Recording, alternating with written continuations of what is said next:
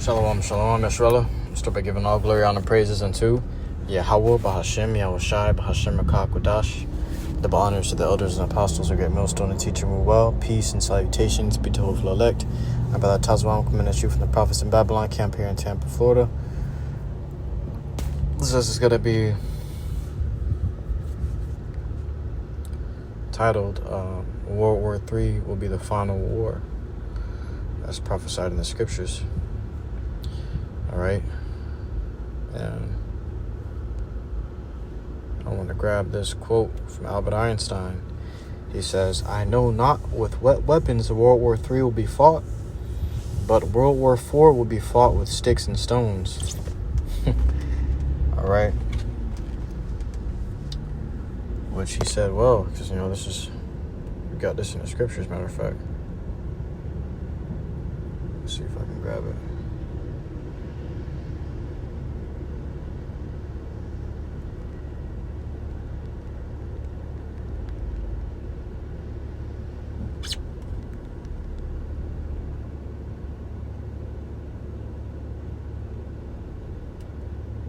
This is the book of Isaiah,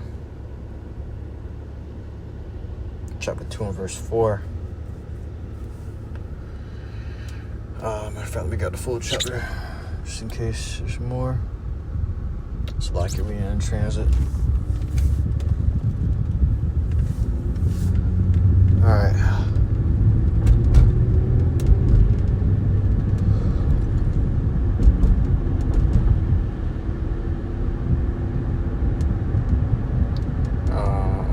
Yeah, 4 is the point. And he shall judge among the nations, Isaiah 2 and 4.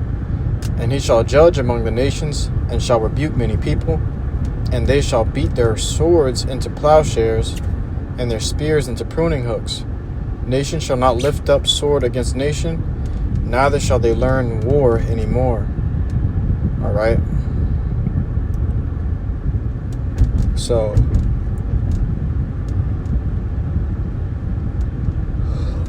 they ain't gonna learn war no more. These nations ain't gonna fight ever again. There's never gonna be a world war again. Alright?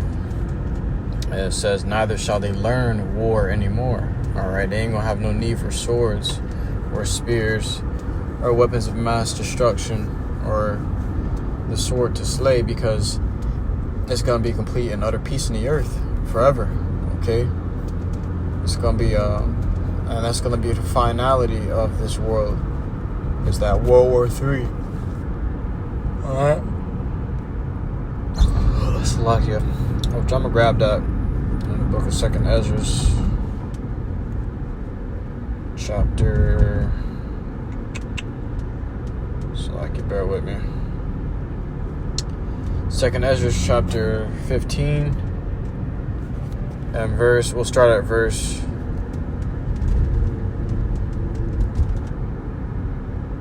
Start at verse 14 in the GNT. 2nd Ezra 15 and 14 in the GNT says, "The world and the people in it are doomed." Okay, reminds you of that scripture, Revelation 12 and 12, which says, "Woe to the inhabitants of the earth and the sea," which woe goes into destruction. So destruction be to the inhabitants of the earth and of the sea. All right. So it says, the world and the people in it are doomed. Okay, meaning these people are doomed to destruction. Alright? These people are doomed to death and suffering and terrible affliction. It says, the war that will bring their destruction is very near. Nations will arm themselves and fight against other nations. So the war that's going to bring the destruction of this age, this eon, okay, is near. The people are in trouble because the war that's going to end this age is near, and there ain't going to be no more wars after that, because the Lord is going to establish His kingdom through this war. What do you get through wars? You get famines, pestilence, okay, great death and destruction, the sword. Alright, rape, robbery, and murder. Alright, iniquity and wickedness is at an all-time high during wartime, because these soldiers are doing what they will with the people. Not only that, but these countries are suffering economically during these wars. They take a huge economic hit when those wars kick in, man.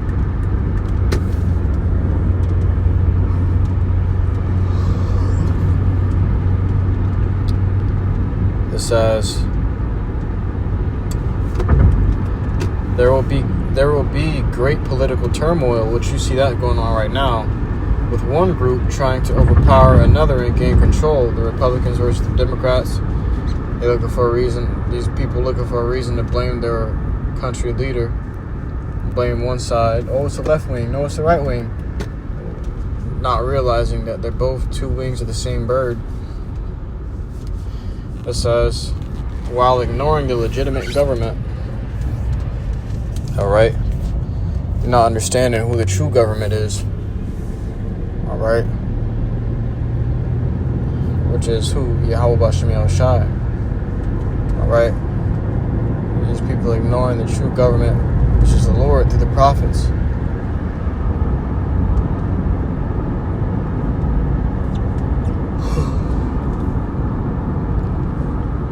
Alright? It says there will no longer be free access to the cities, because the struggle for power will bring destruction, terror, and total confusion wherever people live. Alright? So the struggle for power is going to bring destruction, terror, and total confusion. These people and these nations are struggling for power right now. Who's going to get the next rulership seat? It's going to be China. Is it going to be Russia? India? Iran? Is it going to be America? Alright? We're about to enter into a new age. And either America is forced to enter into that new world order, the new world age, new age of the orders, new order of the age, or whatever how they say it. If America doesn't do it, one of these other countries are going to do it. This is why Revelation 12:12 says that your enemy gonna come down upon you, those that dwell in the world, having great wrath, because he knows that his time is short. All right. He knows his time is short, because these other nations are trying to beat him to the punch in AI regulation, okay, and the new world currency. All right, it's a struggle for power in all aspects, in all areas now. So that's why you see Trump passing all these laws and decrees.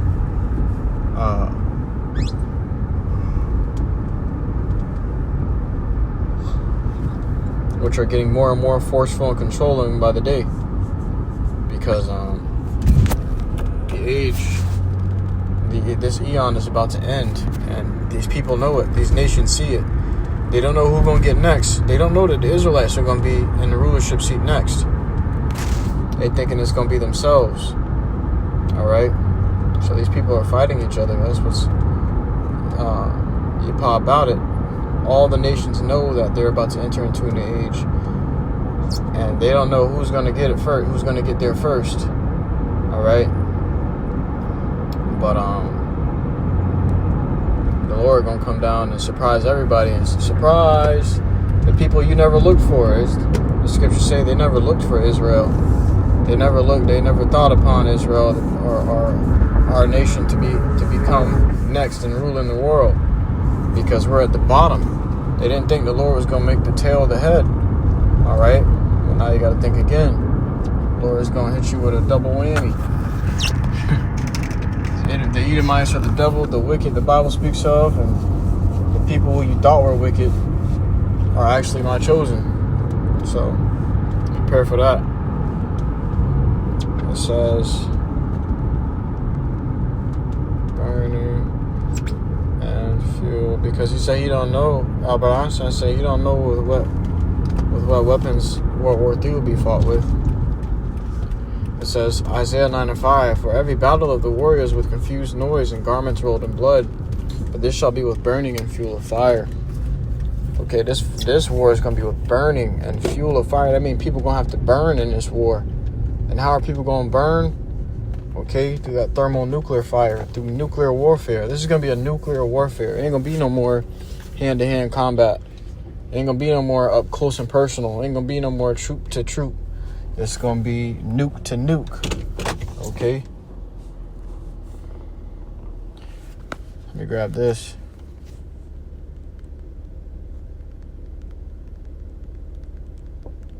You said the Fourth World War going to be fought with sticks and stones because the Third World War is going to leave nothing left.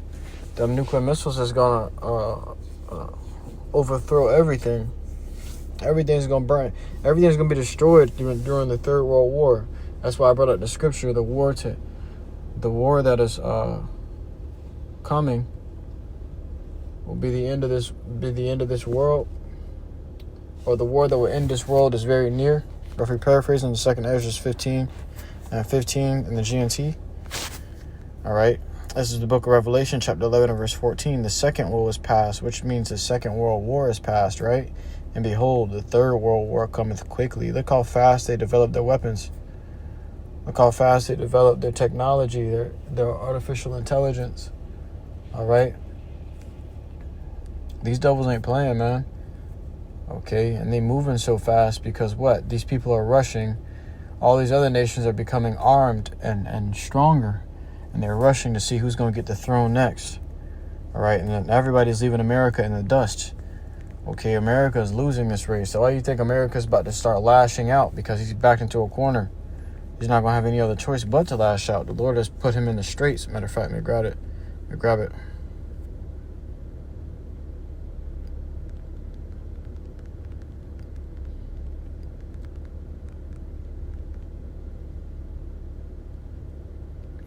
The book of Job, chapter 20 and verse...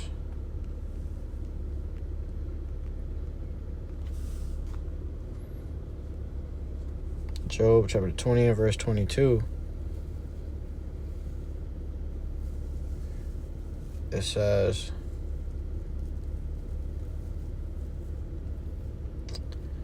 Well, let's see if we can grab it in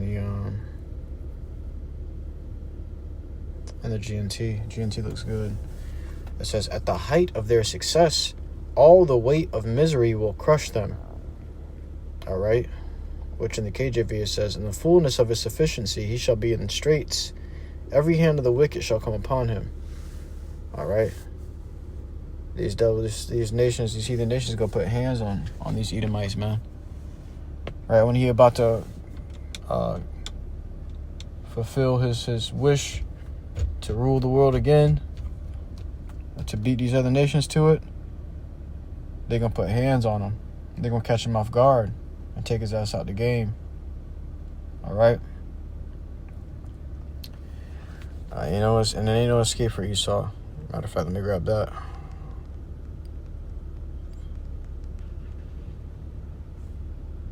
Second Ezra chapter 16 and verse 13. For strong is his right hand that bendeth the bow. His arrows that he shooteth are sharp and shall not miss, when they begin to be shot into the ends of the world. Okay. That's a good one too. It's just going to some nuclear missiles.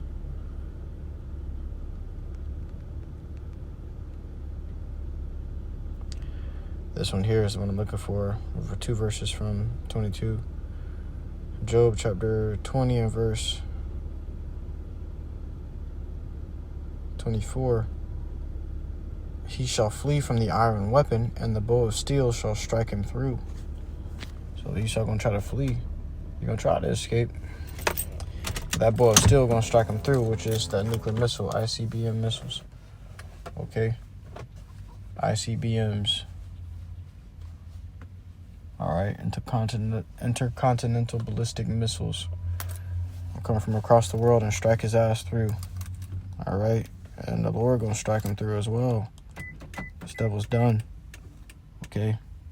But with that, I truly believe this lesson was edifying to you. Akim and Awath, listen to truth and sincerity. Till next time, inshallah, I give all glory, honor, praises unto YAHAWAH, BAHASHAM, YAHAWASHI, BAHASHAM, Shalom.